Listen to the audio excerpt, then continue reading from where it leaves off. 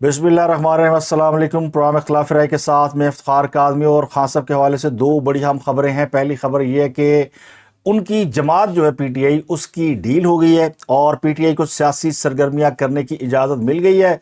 सियासी सरगर्मियों में महदूद पैमाने पर हिस्सा ले सकेंगे, लेकिन उससे पहले जो काम करना है वो ये है कि पीटीआई जो है वो सियासी जमातों के साथ बैठकर मामला तय करेगी और जल्द ही जो वो पीटीआई सियासी जमातों से रब्ते कर रही है। लेकिन दूसरी तरफ इमरान खान के हवाले से पीटीआई इस बात पर तैयार हो गई कि इमरान खान का जो मामला है वो अदालतों पर छोड़ दिया जाए कि अदालतें उस पर क्या फैसला करती है। और लगता ही हो कि इमरान खान का जो मामला है वो आहिस्ता आहिस्ता जो है वो फांसी घाट की तरफ बढ़ रहा है या फांसी की तरफ बढ़ रहा है। पिछले 3 रोज से इमरान खान से अडयाला जेल में मुख्तलिफ थानों की पुलिस आकर तफ्तीश कर रही है, मुलाकात कर रही है और हर तफ्तीश का दौरानिया कम अज़ कम 3 से 5 घंटे तक फैला हुआ है। मैंने को पिछले व्लॉग में खबर दी थी कि उनसे 2 थानों की पुलिस ने तहकीक की है, कसूर पुलिस ने और एक फैसलाबाद पुलिस ने। तो फैसलाबाद पुलिस के जो मुकदमात, एक हसास अदारे के दफ्तर पर हमले का मुकदमा है, यानी आईसी के दफ्तर पर हमले का मुकदमा, उसमें इमरान खान का नाम शामिल है, उसकी तफ्तीश की गई है। उसके बाद 2 और थाने हैं जो तफ्तीश की इजाज़त तलब कर रहे थे, उनमें रावलपिंडी पुलिस और गुजरांवाला पुलिस। तो सबसे पहले फैसलाबाद पुलिस ने इमरान खान से जेल में घंटों तफ्तीश की है। उसके बाद कसूर पुलिस ने उनसे तफ्तीश की है।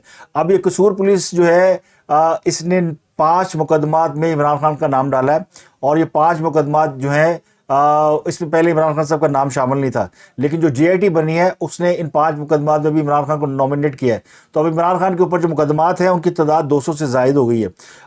कसूर पुलिस भी स्पेशली तौर पर गई है और उसकी जेआईटी की जो हेड है उन्होंने जाके इमरान खान से तकरीबन 5 घंटे तफ्तीश और तहकीक की है। इसके अलावा गुजरांवाला पुलिस को पहले इजाज़त नहीं मिली थी इमरान खान से तफ्तीश करने की, लेकिन उनको भी जो है वो तफ्तीश की इजाज़त दे दी है। तो इमरान खान से जुम्मा, हफ्ता, इतवार 3 रोज़ से मुख्तलिफ थानों की पुलिस तफ्तीश कर रही है और ये तमाम मुकदमा जो है वो 9 मई से रिलेटेड है। तो इमरान खान के हवाले से 9 मई के मुकदमात की तफ्तीश का मतलब ये है कि मामला जो है वो आसान नहीं है, गड़बड़ है, ख़ास सबके लिए मुश्किलात पैदा हो रही हैं। थाना कैंट गुजरांवाला की जो पुलिस है वो अडयाला जेल गई और गुजरांवाला में एक अलग से जेआईटी कायम है, उसके मेंबर इंस्पेक्टर ताहिर, इन्होंने वहाँ पे जाके मुलाकात की, इमरान खान से इंटरव्यू किया, तफ्तीश की और शामो कुरैशी से भी तफ्तीश की। कैंट के अंदर जो है वो फ़ौजी तनसीबात के ऊपर हमला किया गया था 9 मई जब इमरान खान साहब गिरफ्तार हुए थे। उसके बाद जो कुछ हुआ तो उनसे जो है वो तकरीबन 3-4 घंटे गुजरांवाला पुलिस ने भी तफ्तीश की है, मुख्तलिफ सवाल पूछे और उसके बाद जो है वो एसपी इन्वेस्टिगेशन शाहिद अहमद खान चंदड़, ये है कसूर पुलिस की जो जेआईटी है उसके सरबराह है और उन्होंने भी बताया कि इमरान खान के ख़िलाफ़ जो कसूर एरिया के इलाके हैं, इलाहाबाद, खुडिया, कोट राधा किशन, सिटी पत्तों की और ए डिवीज़न में मुकदमात दर्ज हैं और इन मुकदमात में इमरान खान साहब नॉमिनेट है। यहाँ पे लोगों ने इमरान खान की के हुक्म पर या उनकी इमा पर मुश्तमिल होकर जो फ़ौजी एरियाज थे, फ़ौजी तनसीबात थी, चौकियाँ थी, उनके ऊपर अटैक करने की कोशिश की। तो यहाँ भी 5 थानों की पुलिस ने इनको नॉमिनेट किया है, उनका नाम डाला है। कसूर पुलिस के तर्जमान ने इस पर बाकायदा स्टेटमेंट दिया और उन्होंने कहा जी कि हमने 5 घंटे तफ्तीश की है और इमरान खान को एक सवालनामा दे दिया। इससे पहले इमरान खान साहब ने इसरार किया था कि वो तफ्तीश के मौके पर चाहते हैं कि पुलिस की जब उनसे इन्वेस्टिगेशन हो तो उनके वकला मौजूद हों। तो वो तफ्तीश में तावन करने से इनकार कर रहे थे, लेकिन फिर जो है उनको कायल किया गया और उनको बताया गया कि ये आपके लिए बड़ा ज़रूरी है, वरना आपके बयान के बगैर ही आपके ऊपर जो वो केस शुरू हो जाएगा। तो पुलिस से तावन करें। Gujranwala police, Rawalpindi police, Faisalabad police और कसूर पुलिस, ये 4 शहरों की पुलिस जो इमरान खान से तफ्तीश कर चुकी है। इसके अलावा अभी और भी यानी पेशावर की जो पुलिस है, रेडियो पाकिस्तान पे हमला हुआ और बाकी जगहों पे हमले हुए, उसकी पुलिस को भी इमरान खान से तफ्तीश मुकम्मल करना है। तो मुमकिन है मंडे को, ट्यूसडे को ये तफ्तीशी अमल जो है वो आगे बढ़े। इस तफ्तीश के मुकम्मल होने के बाद इमरान खान साहब के ऊपर 9 मई के वाक़यात में इन्वॉल्व होने की बाकायदा यानी गिरफ्तारी की इजाज़त मांगी जाएगी या गिरफ्तार कर लिया जाएगा। क्योंकि गिरफ्तारी की इजाज़त लेने की ज़रूरत नहीं है। जेआईटी अपनी तफ्तीश मुकम्मल कर चुकी है और जो जेआईटी के ज़राए वो कहते हैं कि इमरान खान साहब ऑलमोस्ट हर मुकदमे में उनकी जो इन्वॉल्वमेंट है वो साबित हो रही है। इनमें गवाहान भी है, वो वीडियो एविडेंस भी है, सबूत और शवाहिद मौजूद है कि जो कुछ हुआ 9 मई के बाद वो बाकायदा प्लानिंग के तहत हुआ और टारगेटेड अटैक किए गए और ये टारगेटेड अटैक इमरान खान साहब की मर्जी के बगैर नहीं हुए। तो यहाँ पे लगता है कि इमरान खान साहब बुरे फंसे हैं। अब दूसरा उनके ऊपर साइफर केस चल रहा है और लोग कह रहे हैं जी साइफर में भी उनको सजाए मौत हो सकती है, उम्र कैद हो सकती है।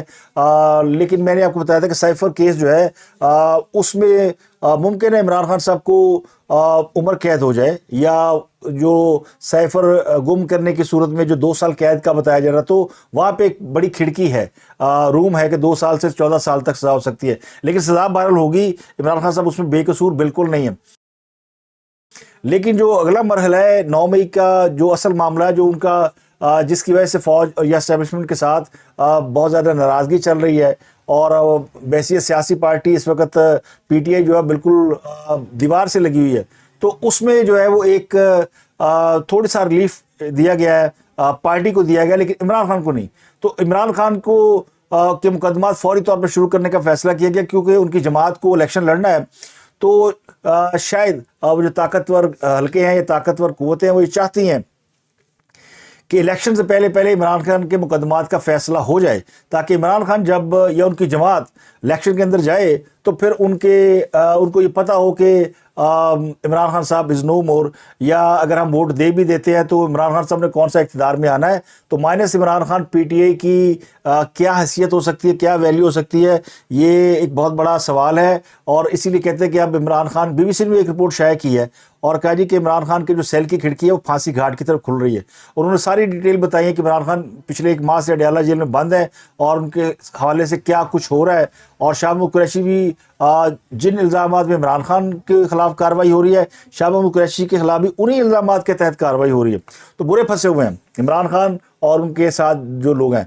अब इमरान खान को एक रिलीफ तो है कि उनकी पार्टी इलेक्शन लड़ लेगी, लेकिन अगर इलेक्शन से पहले ही, और ये गालिब इम्कान ये कि अगले कोई 1-2 महीने के अंदर इमरान खान साहब के तमाम मुकदमा निमट भी जाएंगे और उनके हवाले से कोई हतमी फैसला भी सामने आ जाएगा। इलेक्शन जब होंगे तो इमरान खान साहब जेल से बाहर नहीं होंगे, लेकिन क्या उनको सजाए कैद होगी या खुदा ना आस्ता उनके साथ भी वही सलूक होगा जो पीटीआई वाले लोग कह रहे हैं कि इनको भट्टो बनाने की कोशिश की जा रही है, यानी इनको तख्तादार तक पहुंचाया जाएगा, इनको फांसी दी जा सकती है। तो बहुत सारी तहफ़्फ़ुज़ात तो हैं, लेकिन इमरान खान ये समझते हैं कि अगर वो जेल में भी हुए तो उनकी जमात इलेक्शन जीत जाएगी। तो इसलिए उन्होंने अपनी पार्टी के बाद लोगों को गो हेड दे दिया कि वो मामला तय कर लें। तो मामला तय होना शुरू हो गए। असद कैसर, अली मोहम्मद खान और मोहम्मद अली दुरानी और आरफ अलवी, ये लोग, बैरिस्टर सैफ, ये वो धड़ा है जिसने कुछ मामला तो अपने सीधे कर लिए हैं और गो हेड ले लिया है कि आप पॉलिटिकल एक्टिविटी करें, क्योंकि प्रेशर है पाकिस्तान के ऊपर, पाकिस्तान की हुकूमत के ऊपर भी और इदारों के ऊपर भी कि पीटीआई को जो बहसीत सियासी जमात जो है इलेक्शन के अंदर हिस्सा लेने दिया जाए, तो उसको रोका नहीं जाएगा। पहले ये गुमान था कि 9 मई के वाक़यात के बाद पूरी पार्टी जो बैन की जा सकती है, उसे कालादम करार दिया जा सकता है। बहुत सारे केसों में पार्टी के ऊपर जो इल्ज़ाम है वो फंडिंग, सबसे बड़ा इल्ज़ाम है फॉरेन फंडिंग का। इस इल्ज़ाम के बावजूद अगर पीटीआई इलेक्शन में हिस्सा लेती है, इस्तेहकाम पाकिस्तान जो पार्टी है आईपीपी, उसका भी हमने कल पावर शो देख लिया, तहरीक लबैक, उसको भी इलेक्शन कमीशन की तरफ से क्लीन चिट मिल गई। तो ये एक चीज़ जो सामने आ रही है वो ये कि इलेक्शन भले नवाज शरीफ के हक़ में हवा चल रही हो और गैर मुल्की जरीदे सब इस बात की आवाज़ लगा रहे हो कि नवाज शरीफ चौथी बार वज़ीर-ए-आज़म बनने वाला है, उसमें एक डाउट पैदा हो गया, वो ये है कि नवाज शरीफ अगर वज़ीर-ए-आज़म बन भी गए और मुस्लिम लीग नून इक़्तिदार में आ भी गई तो उसको शायद 2/3 मेजॉरिटी ना मिले। और ये पाकिस्तान का हमेशा से अलमिया रहा है कि वो कहते हैं ना कोई यानी चीज़ जो है वो रोक के रखी जाती है, अपने हाथ में कोई ना कोई गिदड़ सिंगी रखी जाती है। अगर सियासी जमातों को 2/3 अक्सरियत, तो फिर वो ऐसे फैसले करती हैं जिससे उन ताकतवर कुव्वतों के इख्तियारात के ऊपर जो है वो सवाल उठता है या इख्तियारात कम हो जाते हैं, ये कह लें कि ताकत कम हो जाती है। तो अगर 2/3 मेजोरिटी होगी तो वो कोई भी फैसला कर लेंगे, पार्लियामेंट बहुत सारे कवानीन बना सकती है। इमरान खान भी इसी बात पर रोते रहे कि मेरे पास 2/3 मेजोरिटी नहीं है, इत्तेहादी दे दिएंगे, तो वो उनके ऊपर भी डाउट था। तो उनको भी एक महदूद किस्म के इख्तियारात के साथ हुकूमत दी गई थी, जिसमें वो वैसे फेल हो गए। अब नवाज शरीफ के हवाले से भी बाद लोग ये शुबा जाहिर कर रहे हैं कि बावजूद उसके कि इस्टेब्लिशमेंट और मुस्लिम लीग नून जो है वो एक पेज पे नज़र आते हैं, और इस्टेब्लिशमेंट चाहती है कि नवाज शरीफ जो है वो हुकूमत करें, और जहां उन्होंने हुकूमत छोड़ी थी वहीं से वो सिलसिला शुरू करें, और उनके ऊपर तमाम जो इल्ज़ामात हैं 2017 से पहले जिस तरह वो नीट एंड क्लीन चल रहे थे वैसे ही उनको उस पोजीशन में रखा जाए। लेकिन वो 2/3 अक्सरियत के मामले पे शायद अभी तक जो है वो ज़हनी तौर पर मादा नहीं हो सके। तो ये जाहिर है वोट टूटेगा। कुछ तहरीक लब्बैक पाकिस्तान एक बड़ी, उनका भी वोट बैंक है, दूसरी तीसरी बड़ी जमात रही पिछले इलेक्शन के अंदर, बड़ा वोट लिया उन्होंने।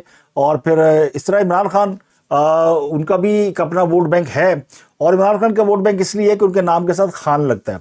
जो खासब को लाया गया था तो बड़ी प्लानिंग से उनको पख्तूनों के अंदर, उनको वहाँ का सबसे बड़ा लीडर, पंजाब के अंदर पंजाब का बड़ा लीडर, और उन्होंने जो उनकी सियासत के अंदर जो पहला बड़ा अटैक कराया गया था वो एमक्यूएम के ऊपर कराया गया था।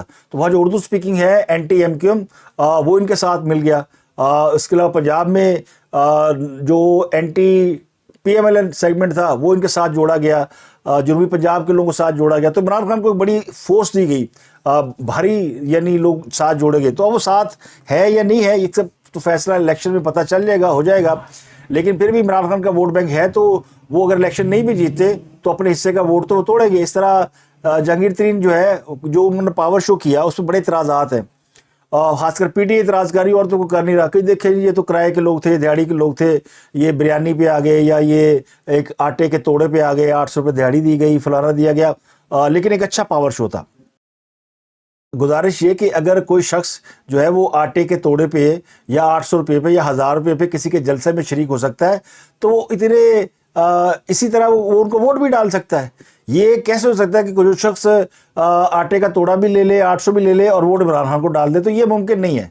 तो जो लोग इस तरह लोगों की खरीद सकते हैं हमायत, वो वोट भी खरीद सकते हैं। और फिर अलीम खान और जहांगीर तरीन के जलसे ने ये बता दिया कि लोग कैसे इकट्ठे किए जाते हैं। और फिर इमरान खान के जो लाहौर मीनार पाकिस्तान पर जलसे हुए थे उनकी भी हकीकत खुल गई है कि वो जलसे तो अलीम खान ने कराए थे, और अलीम खान को ये आता है कि आटे का एक तोड़ा दे दे और साथ जो है वो 800,000 रुपया दे दे, तो फिर बंदे इकट्ठे हो जाते हैं ना। तो फिर इमरान खान का जलसा होगा, लोग चल के आए। जो अलीम खान का हल्का है, गढ़ी शो, धर्मपुरा, मुगलपुरा, ये सारा जो एरिया है, ये यहाँ पे रेलवे के बहुत ज़्यादा मुलाजमिन रहते हैं, फिर बहुत ज़्यादा कम वेजेस के लोग रहते हैं, पूरी यानी ये हज़ारों की तादाद लोग यहाँ पे आबाद है, हज़ारों वोटर हैं जो कि गरीब है, मतवसत तबका, बल्कि उससे भी लोग। इनको इस किस्म के इंसेंटिव दिए जाएं तो इनका साथ मिल जाता है, वोट मिल जाता है। ये तो हमने भट्टो के ज़माने से देखा, फिर बेनज़ीर के ज़माने में भी यहाँ पे इसी तरह होता था। पूरी गलियां मोहल्लों में पैकेजेस दिए जाते थे और फिर वोट मिलता था। तो अगर अलीम खान के जलसे में लोग 800 रुपये से और आटे के एक तोड़े के ऊपर बिक गए हैं, और तो फिर क्या ये लोग इमरान खान के जलसे में नहीं आए होंगे बिक कर? आप इमरान खान का लॉन्ग मार्च और धरना याद कर लें, 5000 लोग ऐसे थे जो दिहाड़ी पे थे, और ये जनाब तारुल कादरी साहब के मुरीदैन थे, लेकिन आए दिहाड़ी के ऊपर थे। ये सारा दिन वहाँ इस्लामाबाद में घूमते थे, शाम को जलसे में आ जाते थे। तो 5000 लोग तो ये होते थे, बाकी जो थे वो पार्टी को शौकीन थे, उन्होंने शाम को गाने सुनने होते थे। आप देखें ना, आतिफ असलम का शो, बिरारुल हक का शो, अताउल्लाह ईसा हिलवी का शो, बड़े बड़े अच्छे गाने। और फिर आप किसी भी पाकिस्तान के इलाके में कौन से कंसर्ट होते हैं, कोई मजहबी जमातें किसी को म्यूजिकल शो करने नहीं देती, सिवाय बड़े शहरों में चंद जगहों पे हो जाते हैं, लेकिन बाकी जगहों पे आप किसी जगह पे भी म्यूजिकल शो आपको बड़ी मुश्किल से कोई अलाउ करता है। फौरन जो है वो तहरीक बैक वाले ही आ जाते हैं कि नहीं करने देना, जमात इस्लामी वाले नहीं करने देते। तो फिर एक इमरान खान सियासी जमात के जलसे में अगर पूरा कंसर्ट हो रहा है तो लीड क्लास तो गाड़ियों में बैठ के आएगी और शो सुनेगी, गाने भी सुनेगी, और साथ वो नारे भी लगाएगी, झूमेगी, एंजॉय करेगी। 2-4 घंटे के बाद तफरीक के बाद घर वापस। तो उनकी तो शाम अच्छी गुजर गई। बाकी के लोग दिहाड़ी पे आते थे, और ये सारी पेमेंट ये बता चुके हैं चौरी पैदलाई और बाकी के लोग के ये पेमेंट उनकी तरफ से होती थी, और उनके पीछे मलक रियाज खड़े थे। तो मलक रियाज साहब ने एक बड़ी इन्वेस्टमेंट की थी चौधरियों के ऊपर, और चौधरियों ने फिर उसको इमरान खान के साथ शेयर कर लिया, और तारुल कादरी साहब के जलसे में दिहाड़ीदार लोग आते रहे। तो ये हर जलसे जुलूस में होता है। ये कोई ऐसा नहीं है कि जी इमरान खान साहब कहते हैं जी मैं बैक टू बैक जलसे करता था तो लोग मेरे जलसों में चल के आते थे। यस, बहुत से लोग उनके जलसे में अच्छा म्यूजिक सुनने गए हैं, इसमें कोई शक की बात नहीं। जब इमरान खान की तकरीर शुरू होती थी लोग निकल जाते थे धरनों में, और लॉन्ग मार्च में क्या रह गया था आखिरी दिनों में, तो चंद लोग भी नहीं रह गए थे। जब तारुल कादरी साहब की वापसी हुई है और लोगों को दिहाड़ियां मिलनी बंद हो गई है तो धरना उड़ गया था। ये एपीएस का वाकया ना होता तो इमरान खान साहब का वहां से निकलना बड़ा मुश्किल था। फिर इन्हें दोबारा से बकअप किया गया और दोबारा सपोर्ट दी गई। तो ये जो अलीम खान और जहांगीर खान का जो जलसा हुआ जहांगीर तरीन का, ये एक अच्छा पावर शो था और उन्होंने बता दिया कि जी पैसे से भी लोग लाए जा सकते हैं और पैसे से वोट भी खरीदा जा सकते हैं, तो वोट वो जरूर तोड़ेंगे। और 2013 में 14 में भी जलसे हुए थे, वो पैसे की जो इन्वेस्टमेंट थी वो अलीम खान साहब की थी, जिनका आजकल एक टेलीविजन चैनल भी है। तो अब उनका अपना टेलीविजन चैनल है, अब उनकी अपनी पार्टी है। अब वो दावे कर रहे हैं कि जी वो 50,000 कम से कम तनख्वाह, पेट्रोल आदि कीमत पे। तो ये इस किस्म के लालच हमेशा अमीर आदमी दे सकता है। पढ़ा लिखा आदमी जो है वो मंशूर देगा तो वो देगा कोई टेक्स्ट बुक मंशूर पूरी दुनिया को सामने रखते हुए। तो मंशूर जो है वो ये पार्टी देने में नाकाम रही है, लेकिन उसने बता दिया कि हम सीटें मार सकते हैं पंजाब के अंदर, और लोग जो है उनके जलसे में आ जाते हैं, चाहे किसी भी लालच के तहत आए, मोहब्बत के तहत आए। मोहब्बत तो खैर कहाँ सियासत के अंदर रह गई है। तो इमरान खान को यहाँ भी एक बड़ी डज पड़ेगी, बाकी जमातों को पड़ेगी और सबसे ज्यादा मुस्लिम लीग नून को पड़ेगी। तो इसलिए मैंने ये पूरा आपको सिनेरियो बता दिया कि इमरान खान साहब के लिए तो आसानियां बिल्कुल नहीं है, लेकिन आसानियां अब मियां नवाज शरीफ के लिए भी नहीं है कि वो 2/3 मेजॉरिटी के साथ आएंगे या इतनी ज़्यादा जमातें जो बना दी गई हैं उनके साथ। अभी इस बात का वैसे फैसला होना बाकी है कि मुमकिन है जहांगीर तरीन की जमात के साथ उनका इत्तेहाद हो जाए, जो मुझे नहीं लगता। और सिंध के अंदर MQM और पीपल पार्टी एक स्टेज शेयर कर लें, ये भी नहीं लगता। लेकिन वक्त का क्या भरोसा है, जो हुक्म सरकारी वही पक्के की तरकारी। अगर ये ऑर्डर हो जाएगा तो भाई सारे इकट्ठे हो जाओ, सारे मुस्लिम लीग नून को सपोर्ट करें, उनके साथ इत्तेहाद करें, तब भी ठीक है। सारे अपनी अपनी सीटें जीत के जाएं और मुस्लिम लीग नून के साथ बैठ जाएं, तब भी ठीक है। लेकिन अकेली मुस्लिम लीग नून 2/3 मेजॉरिटी ले, नवाज शरीफ 2/3 मेजॉरिटी के साथ आए, बड़े फैसले कर सकें और इस मुल्क को दलदल से निकाल सकें, ये अभी इसके ऊपर क्वेश्चन मार्क है। लेकिन जो पिछले कोई चंद माह का कंडक्ट है ना, वो हमें बताता है कि वो तेजी से कामयाबी की तरफ बढ़ रहे हैं। अब इसमें जो पीपल्स पार्टी है उसने पीटीआई की तरफ हाथ बढ़ाया और पीटीआई जो है वो पीपल्स पार्टी की तरफ हाथ बढ़ा रही है। दोनों की तरफ झुकाव दे रहे हैं। उसकी बुनियादी वजह ये कि पीपल्स पार्टी जाहिर है वो चाहते थे कि बिलावल भुट्टो को आगे लाया जाए, उसमें उन्हें नाकामी हुई है। तो अब वो एस्टेब्लिशमेंट को थोड़ी सी लाड प्यार नाज नखरे दिखाने की कोशिश करें कि अच्छा फिर से पीटीआई मिल जाएंगे। तो उन्हें पता ही है कि वो मिल नहीं सकते, वो सिर्फ दबाव डालने की कोशिश है, क्योंकि पीटीआई के साथ जो भी जाएगा उसके लिए आसानियां नहीं होंगी, मुश्किलात होंगी। और सिंध में अभी तक जो है वो पीपल पार्टी होल्ड रखे हुए है और वो कह रहे हैं जी हम बड़ा अफसोस है हम 16 महीने हुकूमत में साथ रहे। तो एक बारीक मैं आपको बात बता दूं, अगर ये पीपल्स पार्टी मुस्लिम लीग नून के साथ ना मिलती तो सबसे ज्यादा मार तो पीपल्स पार्टी को पड़ी थी। उनके तो वो 2-3 रहनुमा आसफ जरदारी, फरयाल तालपुर और खुर्शीद शाह और 4-5 लोग हैं जो कि दीवार से लगे हुए थे, जो गिरफ्तार थे, जिनके खिलाफ मुकदमा चल रहे थे। सबसे ज्यादा पिटाई उनकी हो रही थी और सिंध हुकूमत भी उनकी खतरे में थी।